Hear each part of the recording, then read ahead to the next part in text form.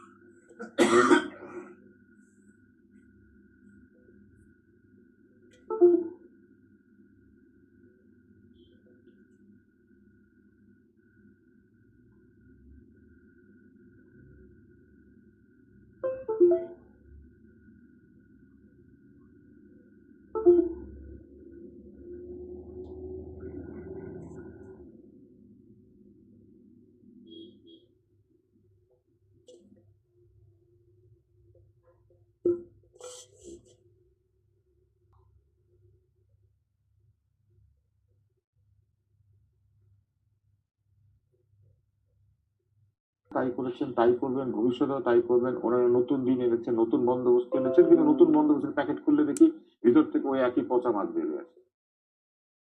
তাহলে আর লাভ কি? তাহলে এত আন্দোলন, এত রক্ত হয়, কি লাভ হলো? বড় প্রশ্ন দাঁড়িয়ে গেছে আমাদের সামনে।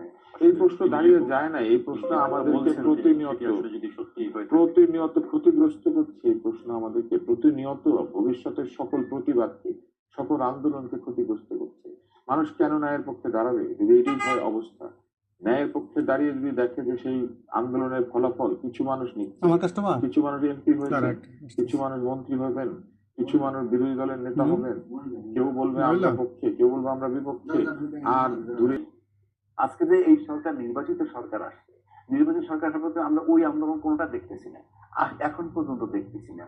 এবং এমন অনেকগুলো কথা হচ্ছে যেটা তখন পার পাওয়া যেত না। যেমন ধরুন, একজন দায়িত্বশীল মন্ত্রী বলছে তেলের কোনো সংকট নেই, অথচ পাম্পে 200-250 করে গাড়ি লাইন। ওই আন্দোলনগুলো হয়েছিল এবং আমাদেরকে ডিস্টার্ব করতেছিল, আমরা থাকতে পারি নাই। এখন যারা আসছেন তারা ওইগুলো মেনে আসছেন কিনা এই কথাগুলো ক্লিয়ার হইতে হবে। তো আমি আগেও বলছি, এখনো বলছি, জনগণের সাথে